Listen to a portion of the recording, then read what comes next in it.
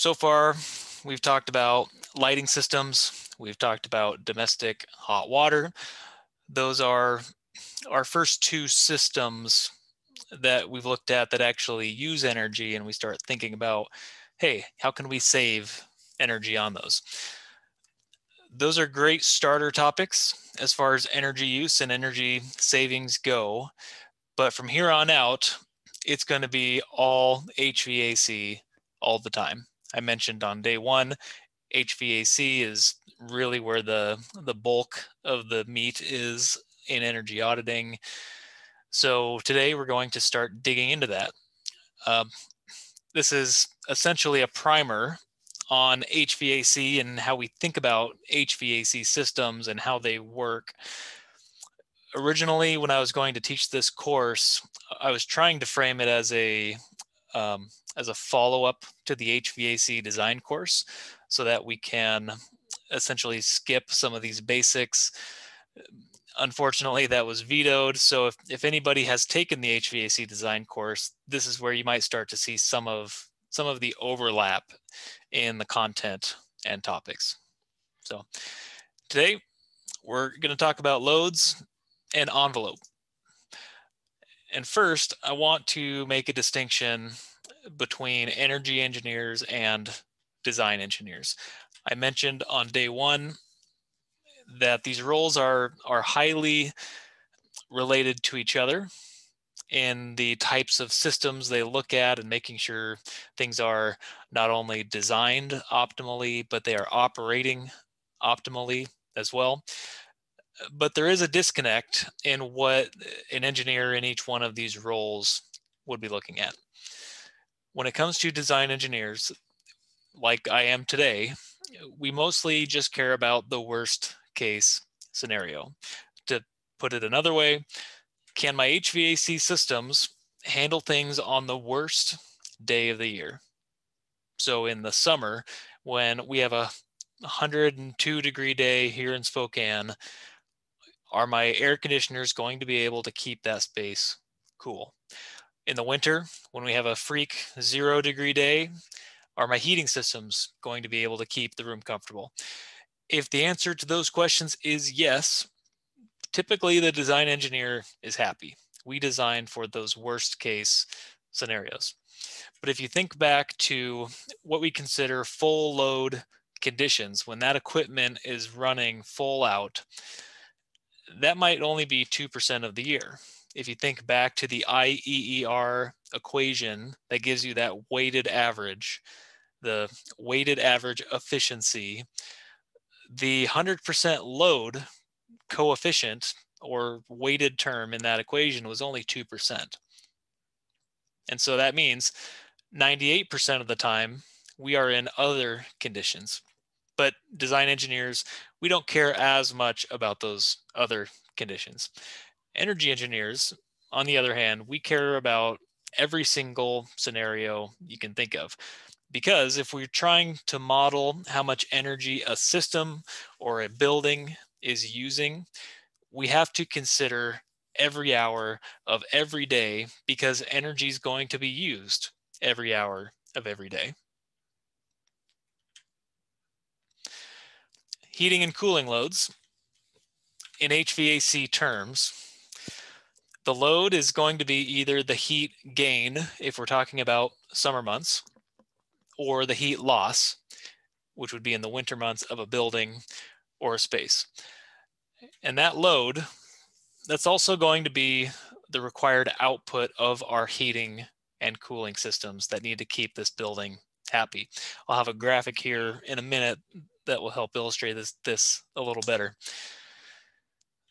The output of our HVAC systems, it has to balance out the heat loss of the building or the heat gain of the building, depending on the season or depending on the climate, to keep that building comfortable.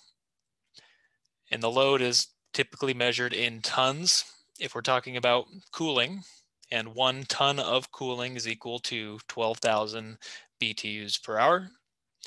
And if we're talking about heating, we are either referring to that in terms of BTU per hour or MBTU per hour, also known as MBH which, as a reminder, is thousands of BTUs per hour, not millions. And this term load can be a fairly unclear term because it depends on what trade you're in. If you're in HVAC, we have heating and cooling loads in tons or BTUs per hour. If you're an electrical engineer, you're thinking of electrical load, which is going to be measured in kilowatts. If you're a structural engineer, your load is going to be measured in pounds. I didn't list it here, but another term would be on the domestic hot water side, where we talked about loads in the last lecture. And that domestic hot water load will tell us how big our domestic hot water heater needs to be. To put this into a very simple graphic, if we have our building here maintained at 75 degrees in the summer, super hot outside, 100 degrees, because it's hot outside, this building is going to be gaining heat. The super hot air from the outside will be essentially forcing heat energy into the building just by nature of the temperature difference. Our air conditioner right here, this needs to remove heat. And then to make that air conditioner run, we need to put some energy in. So that would be our electrical input. And then ultimately that system's dumped outside. But the important thing here is the heat gain of the space, which is our cooling load, has to be equal to the heat removed by the HVAC system. You have to keep that in balance. If it's not in balance, then the building will either gain energy or lose energy, and we're not going to be able to maintain this nice, comfortable 75 degrees.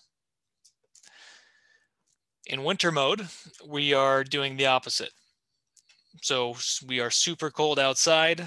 Our building is relatively warm in comparison. And because of that delta T, we're going to be losing heat from the building to the outside. And now our HVAC system, in this case, assuming a gas heater, has to deliver some heat into the building to keep it warm. We need to put some energy in to run that thing, and that system's going to have some efficiency associated with it. And again, it has to be in balance. So if the building is losing heat, then our HVAC system has to make up the heat in an equal amount. Otherwise, the 70 degrees isn't going to be 70 degrees for very long.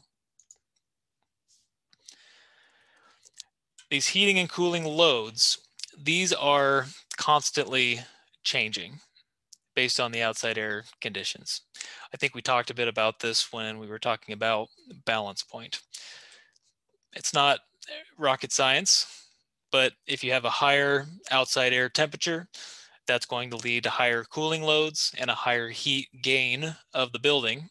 If you have a lower outside air temperature, that means you'll have a higher heating load and a higher heat loss of the building. And again, design engineers, we mainly care about those worst case scenarios. So we size our equipment to handle those worst possible days. In Spokane, that's right around a 0 degree winter day and a 100 degree summer day. And these are called the peak conditions. If we can handle those worst case conditions, then the milder days we're not as concerned about. If our air conditioner can handle a 100 degree day, well, it sure can handle an 80 degree day or a 90 degree day, and then inverse on the heating side. There are some concerns with not wanting to oversize equipment. So there is something to be considered there. You don't just want to oversize everything just to cover yourself, but that's more of a design question. And again, energy engineers, they're a little bit different in what they're looking at and what they're thinking about. They care about all the hours of the year because energy is used every day, regardless of the temperature outside.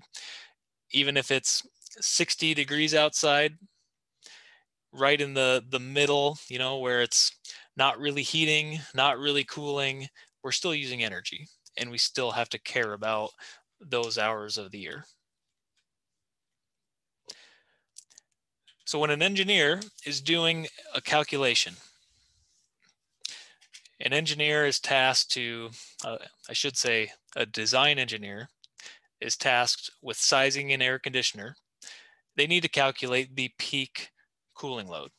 What's the worst possible cooling load we could see in this building? So what does that include? One of the big ones is what's called the envelope heat gain. We'll talk more about envelope here shortly, but that would essentially include walls, windows, roof, foundation, and air infiltration. The ventilation load, we've talked about how energy intensive it is to treat that ventilation air. If it's 100 degrees outside, we have to cool down that air before we deliver it into the building. You're going to have solar radiation coming through your windows. People are always a consideration. A tightly packed classroom will give you a different load than a sparsely populated office space, for example. We have lighting because, again, light fixtures are basically electric heaters that happen to put out light. So there are cooling considerations there. And then you have everything else: computers, appliances, maybe the refrigerator in the break room that is giving off heat energy into the space. We need to take all of these things into consideration to size our air conditioner. When we're looking at heating systems, though, what are we going to include in those peak heating load calculations? Again, we have our envelope, so walls, windows, and all that. Our ventilation load, again, big energy driver. If we're bringing in 0-degree air, we have to heat that up, and that takes a lot of energy. But these other items, solar radiation, we actually exclude that. We also exclude people and lighting and other miscellaneous equipment, which might seem a little odd. Why would a design engineer exclude those things from the calculation and only look at the envelope and the ventilation load? It comes back to this idea that design engineers are all about that worst case scenario. In cooling mode, we assume everything is on. Every room is full of people. Every computer is running. Every light fixture is on. Everything is at 100%, which is going to be the worst possible scenario for our air conditioner. But all of those things in heating mode actually keep the space a little bit warmer. So in heating mode, we assume none of that stuff is running, because all of that stuff in the building, that helps the building keep itself warm. But the fundamental difference is we can't count on that stuff being there. So we have to assume nobody's there, all the lights are off, every computer is off. There's basically nothing going on in the building that would help keep it warm. So that's why, as design engineers, we exclude all of that stuff. We don't get to take credit for it when we size our heating system. Or I should say, we just don't want to take credit for it, because some of those things are a little wishy-washy on exact values. How many watts of lighting am I going to have? Well, I mean, do I count on half the lights being on? 3/4 of the lights? I mean, where do I draw the line? The safer bet is to just exclude all of it. But this is how a design engineer thinks. If you're going into energy engineering, we don't get to simplify things into these worst case scenarios. We have to think about every hour of every day. And we have to think about those hours in the day where 50% of the people are there and only 3/4 of the lights are on, and maybe half the computers are on.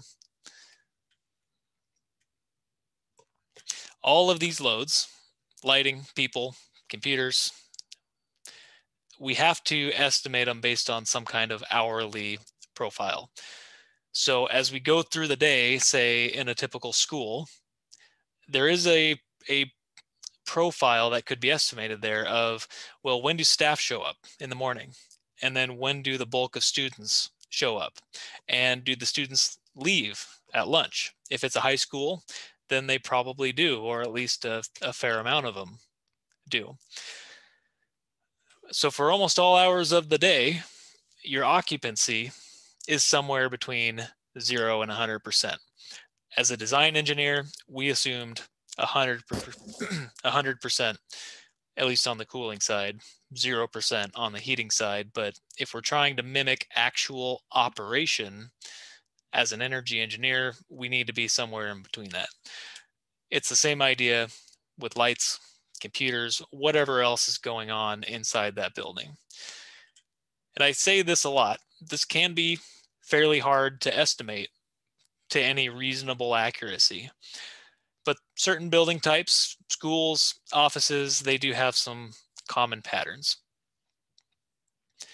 If you're dealing with an existing building and you have actual build energy use, then one method you can use is you can actually calibrate your energy model to the actual build use. So if you make a model of the building and you start running simulations, you're trying to get a energy output of your model that lines up with what they're actually billed on their utility bills. And this is one of the variables you can tweak. How often are people there? When did they show up? When did they go home? This is a typical daily profile for occupancy. I think this is for a school. So you can see, around 6 a.m., 7 a.m., that's when people start to show up. So that would be the early staff getting there to set things up, or maybe some people have 0 hour or something like that. By 8 o'clock, most of the school is there. You see a bit of a dip here in lunch. Not sure why after lunch, why it wouldn't go higher than that, but you can see in this daily profile, they're never assuming it goes up to 100%. So they're assuming that kids might be out for whatever reason. Maybe some are sick, maybe some are on family trips, whatever the case. And you can see that they still include some occupancy later on too. So this could maybe be for school events or sporting events or things like that. Just various reasons why about 25-30% of the people might be there. And here's a similar profile, but for lighting. So it has kind of a similar overall shape to it, but you'll notice a few key differences. One, if we go back to occupancy, you can see in the middle of the night, here late at night and then early in the morning, they're assuming nobody's there. On the lighting side, they're going to assume that 5% of the lights are on, even if nobody's there. I mean, if you ever drive by a school at night, chances are if you look at it, you're going to notice that some of the lights are on. They don't just shut down everything. They still keep some lights on for security, for example. Another difference is you can see around noon to 3, there's no dip there. Because the thought is if students leave for lunch, if they go to McDonald's or whatever, that doesn't necessarily correlate to less lights being on just because 15 to 20% of the students left. All of the lights are probably still going to be on. So that's why you have this flat curve here on top as opposed to the occupancy where you have this dip. And then later on, For the sporting events, we had about 30% occupancy here. And they're saying, well, lighting wise, they're probably going to be closer to 65, 70%. And using these profiles, this will now help you estimate what the lighting energy is actually going to be, not necessarily the worst case. And these profiles were pulled out of a modeling software called eQuest that I used for many years. And these change based on the type of building that I tell eQuest I'm modeling. So if I tell the software I'm modeling a school, it pulls these default profiles for me. If I tell it I'm modeling an office, it will pull a different profile that's more appropriate for an office. There are some pitfalls you need to watch out for as an energy engineer. One of the big ones is safety factor. If the engineer calculates their peak heating or cooling load at some tonnage, some BTU per hour, they say, well, this is what I need. This is what I think I need, at least based on my calculation. I'm going to throw an extra 10 to 20% just to make sure I'm covered, because I really don't want this client calling me after the fact, telling me they're hot or they're cold, because I'll tell you, it's a lot more expensive to go back after the fact and upsize a unit to get extra capacity. So every engineer I've talked to, they include some safety factor when they size their equipment. There's also limited available equipment sizes.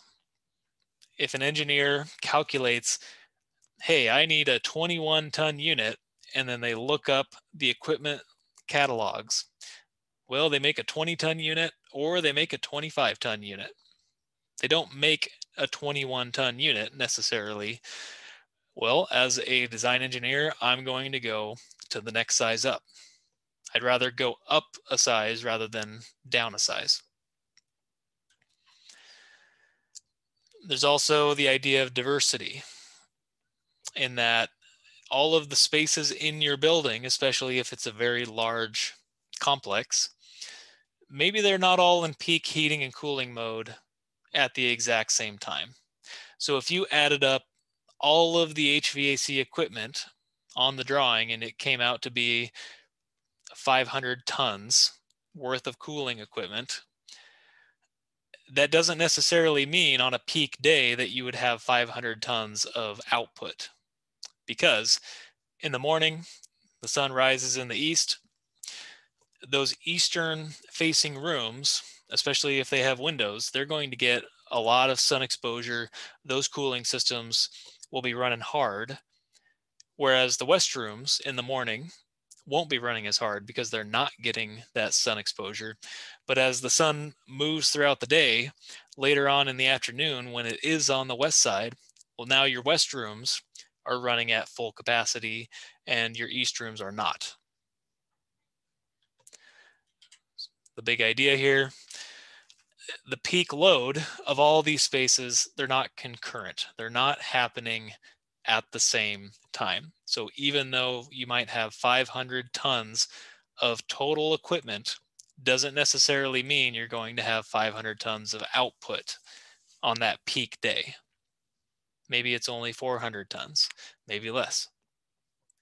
As a design engineer, sometimes we can get away with downsizing some of our equipment by accounting for that diversity, knowing that certain spaces are not going to be in peak cooling or heating mode at the same time as other spaces. That's up to the engineer. It can be a little risky because, again, to go back in after the fact to fix a sizing problem is a big deal. So generally, I try to stay away from that. You could also have redundant systems. Sometimes you get some extra equipment installed as backup. A very common setup is to provide 2 hot water boilers, which we'll get into hot water systems down the road. they might install 2 boilers when really they would only need 1. And the reason they do that is if one of those boiler goes down, needs maintenance, or just catastrophically fails, you still have the other boiler and you can still provide heating to your building. If you only have one boiler in your building that provides heat to the entire building, if that boiler goes down in the middle of winter, now you very much have a concern over freezing pipes, which that's a big deal. If those pipes freeze and burst, that can cause a lot of damage. So very often you'll see on the heating side, especially, redundant systems, not as much on the cooling side, because if you only have one cooling system and that system fails, well, you're going to get a little warm, but you're not going to have this bigger issue of freezing pipes like you do in heating. So you don't want to add capacities for those redundant systems. You'd only want to count one of them. So all of these pitfalls of load calculations, as an energy engineer, if you're looking at how much HVAC capacity do I have, if you just add it up, that very likely is going to heavily overstate what the actual peak load of the building will be. The design engineer, they don't really care that it's overstating it. But as an energy engineer, we're trying to mimic actual operation. And so I just wanted to draw attention to all these different reasons why it might seem like, holy smokes, these systems just seem like they're way, way oversized. And honestly, that could be true. Between the 20% safety factor on the load calculation and, oh, now I got to bump up to the next size up equipment. Oh, and the client, they also want a redundant system. So that just doubled my capacity right there. Yeah, it's just keep that in mind. It's an important concept as an energy modeler, just because we're all about mimicking actual operation. All right. I mentioned we would be coming back to the building envelope. So the envelope, which seems like a little strange term, that's any part of the building which is exposed to the outside. So what parts of a building are in contact with the ambient atmosphere? You got your walls and your roofs, your windows, also known as glazing, the foundation and the floor. And really, through all of those components, you're going to have heat transfer, which we talked about when we're talking about load. If it's cold, you're going to lose your building heat to the outside, and vice versa in the summer. It's hot outside, your building is going to heat up.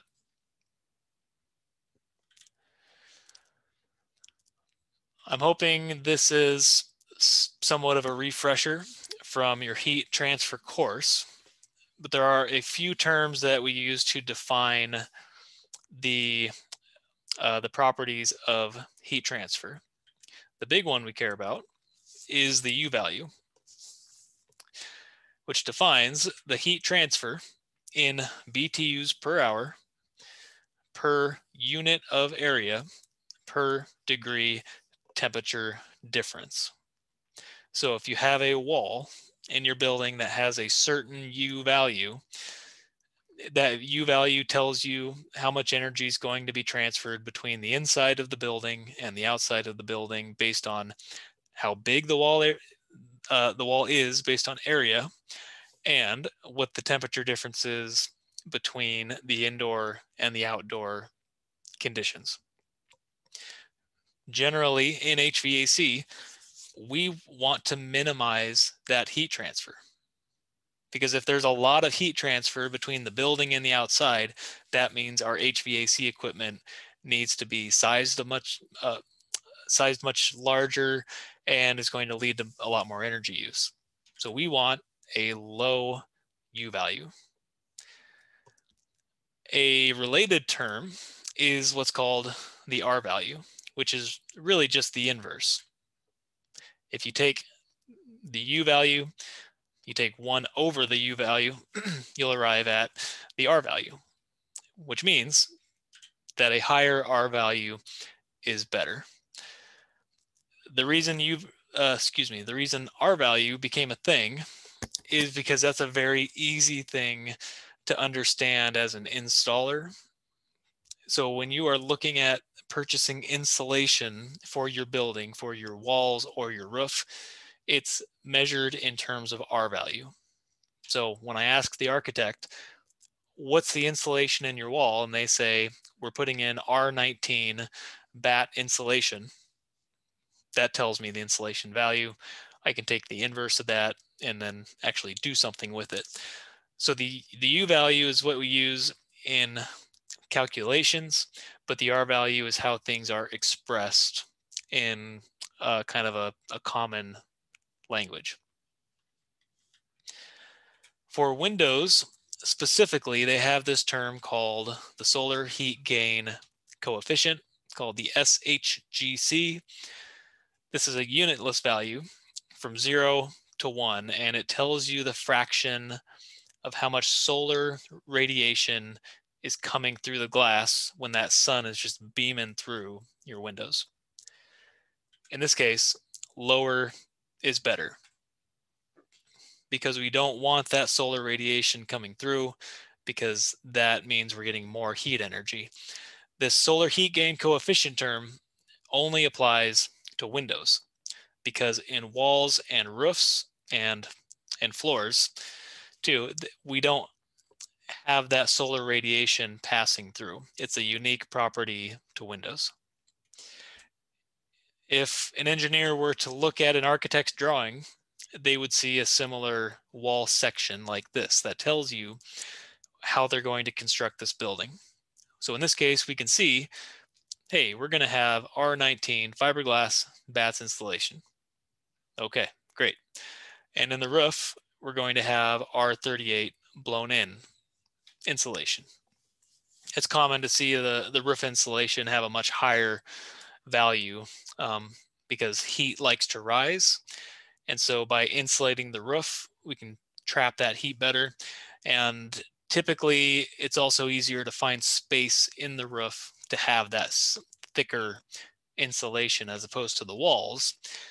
If you really beef up the wall thickness, now you start eating into the floor area of the building, which we don't want.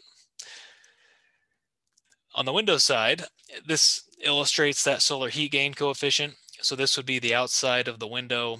You have that solar radiation coming in. Some of it gets reflected out and stays outside, but some of that gets transmitted into the space. So that solar heat gain coefficient term defines the percent of how much of that radiation gets transmitted through.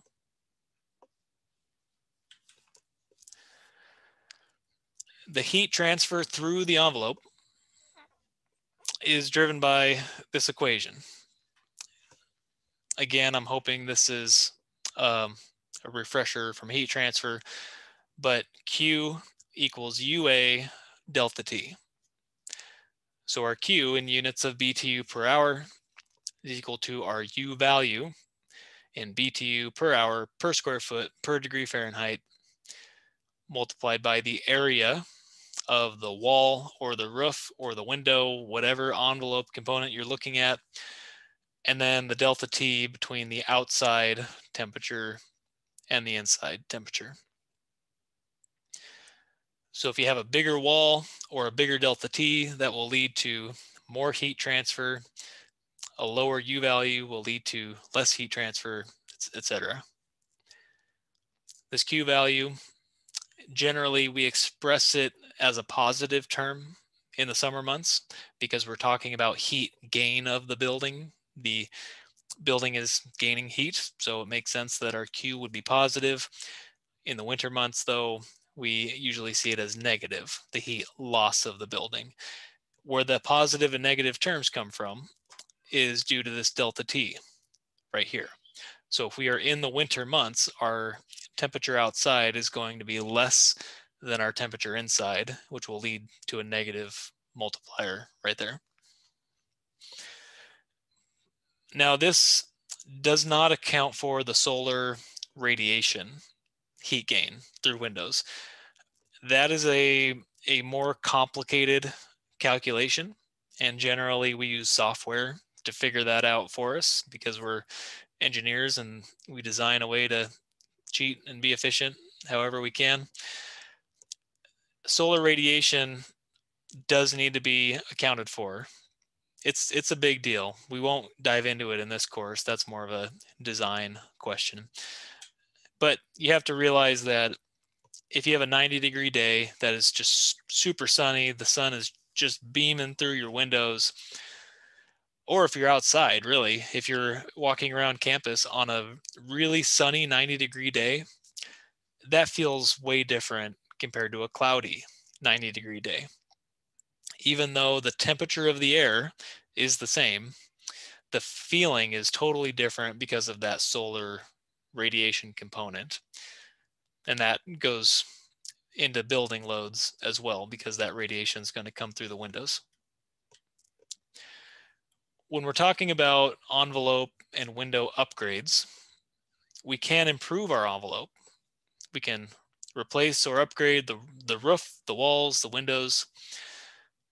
An important thing to consider, though, is if we increase the R value, let's say we add insulation to the roof, that's not a linear deal in terms of the energy savings. And what I mean by that is by adding R10 to walls or roof or windows or whatever, if we add R10 insulation, that's not always going to give the same return on the energy savings. Generally, the worse the starting condition, the better the savings. I'll have something here to illustrate this a little better. But if we're going from, say, an R1, so a really, really bad starting condition, to an R11, that will have a much better savings potential than if we were starting at R20 and going to R30. Both of those scenarios are adding R10, but they're going to give very different energy savings. Same logic applies to windows and talking about improving the U value and the solar heat gain coefficient. The worse the starting condition, the better you are, or better the savings will be. But even then, these envelope upgrades, they never have a good payback, or at least I've never seen one that has a good payback. That's not to say there aren't other reasons to do it, though. A big one I've seen on multiple projects is the customer has a leaky roof. Well, they got to replace the roof anyway, and there's going to be some energy savings associated with that. You can also improve the occupant comfort. This is a big one for windows. If you have really, really crummy windows and you're sitting next to that window, you're going to feel the coldness of that window. Even if the temperature of the room is comfortable, the window is going to have essentially a radiant cooling effect. It's going to be sucking the heat out of you. And by replacing the windows, you can reduce that from happening, make the people in the building more comfortable. But in terms of raw energy savings, it's not great. And you can improve the aesthetics of the building. Not necessarily an energy driver, but that can be a reason to do it. To help illustrate this idea of why you don't see as good of savings if you're starting from a better condition, this is a very simple chart that shows the R value plotted on the x-axis with the heat transfer on the y-axis. So you can see if you have a very low R value, you will have a high rate of heat transfer. And as the R value increases, you see a reduction. But you can see that there's a very fast drop off on the returns here. So to use that example again, if we're starting at an R1 up here and we go to an R11 by adding R10, we see a pretty substantial drop off. We're going from a, relatively speaking, a 1.0 heat transfer down to 0.18 or whatever this value would be. As opposed to if we're already starting at R20 and we go to R30, we still added R10, but we really didn't get that much more out of it. So the worse off you are at the start, the better the savings are going to be. And I think this is the last topic, infiltration, the last piece to talk about with envelope. Any building you look at, it's not airtight. Outside air will creep in wherever it can. It will find a way. There's no such thing as a completely tight building. The outside air that gets into your building like that, they call that infiltration. And this air that's creeping into your building, it has to be heated or cooled, depending on what season we're in. So if it's winter and it's 0 degrees outside, which we got pretty dang close just a few days ago, the building has to heat that up to a comfortable room temperature. So functionally speaking, this is just like adding more ventilation air to the system, which we already know takes a lot of energy to temper and maintain. The goal here is to minimize that infiltration by keeping the building envelope nice and tight. Again, this can be difficult to measure and to quantify. It's highly variable based on the wind direction. And again, the best we can really do is estimate it. It's still a very important thing to consider and try to do some calculations for, but it is another one of these things that is kind of hard in practice to apply a high level of accuracy to it. Infiltration is typically expressed in terms of air changes per hour, which is abbreviated as ACH, or alternatively, they might express it as a CFM per square foot of envelope area. So if you have 1,000 square feet of exterior wall, you can estimate how much cubic feet per minute of air you think might be infiltrating through that wall.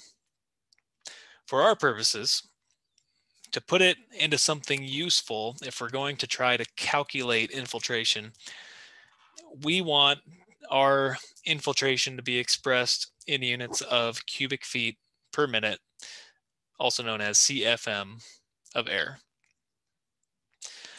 That air changes per hour metric, I mean, that is essentially saying how many times per hour is my space volume offset by the outside air infiltration. So if I have a 1.0 ACH, that means my infiltration is offsetting my space volume 1 time per hour. So a higher air changes per hour would tell you you have higher infiltration. So I mentioned we want to express it in terms of CFM, but often it's thought of in terms as air changes per hour. So how do we get from one to the other? We want our air changes per hour to be expressed as a function of cubic feet per minute. So our air changes per hour is equal to CFM times some terms. To figure this out, we just need to make our units work out. So we have our CFM cubic feet per minute. We want it in terms of air changes per hour. Throw some conversion terms here to make our units work out, and we end up with this equation.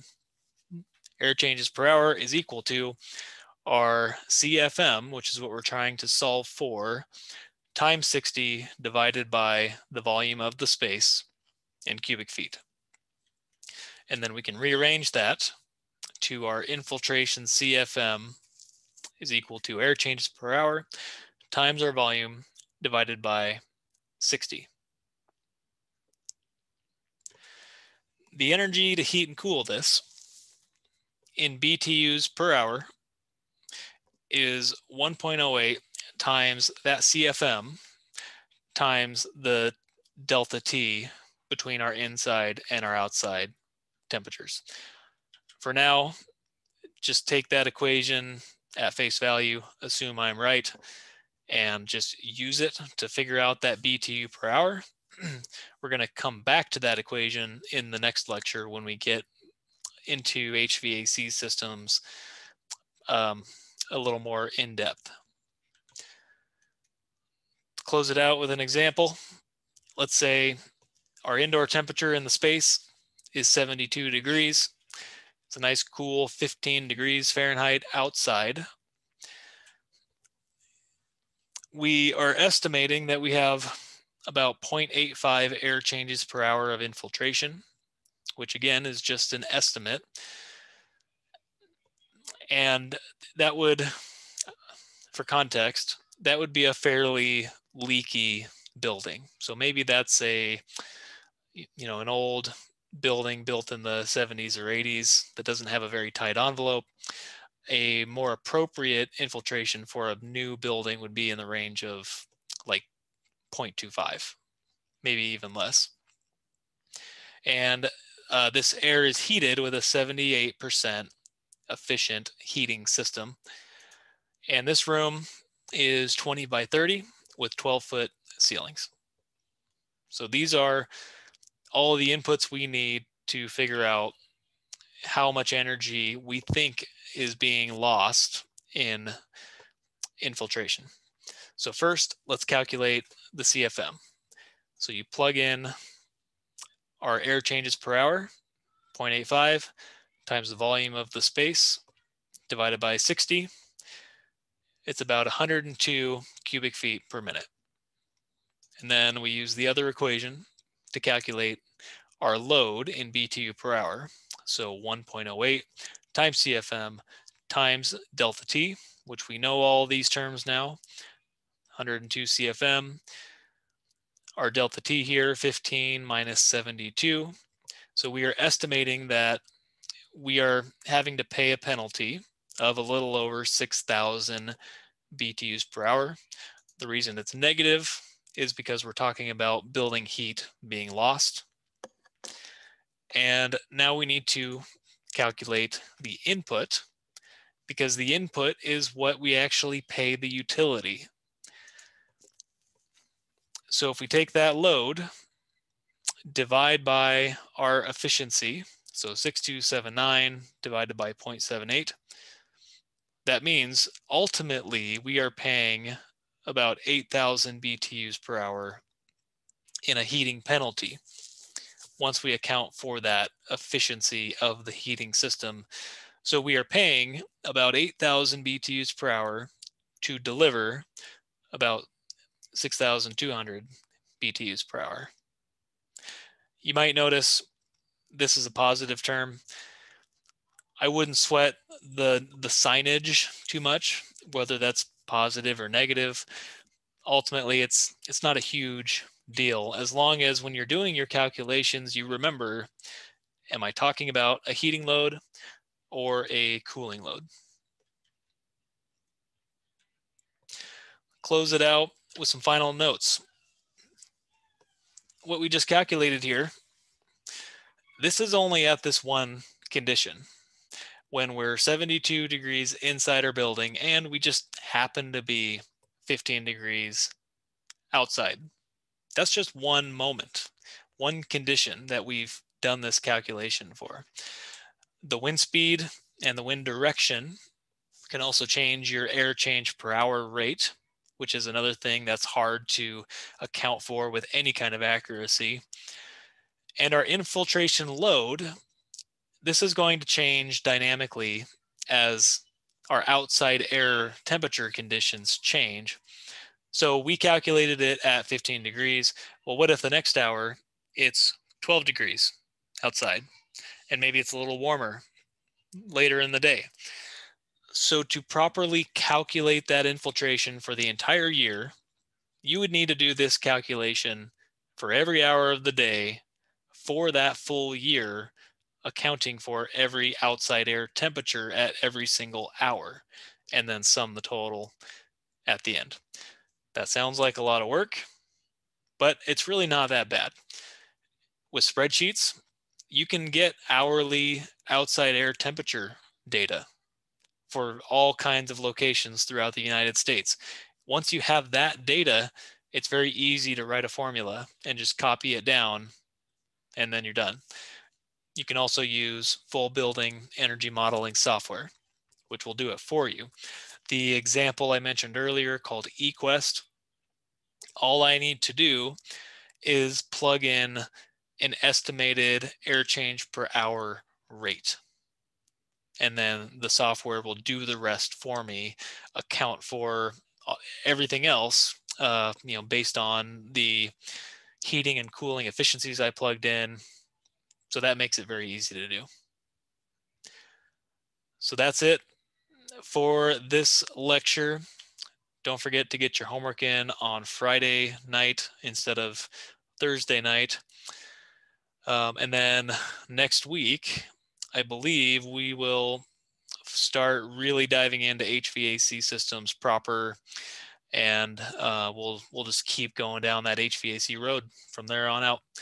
So have a good weekend, and I will talk to you next week.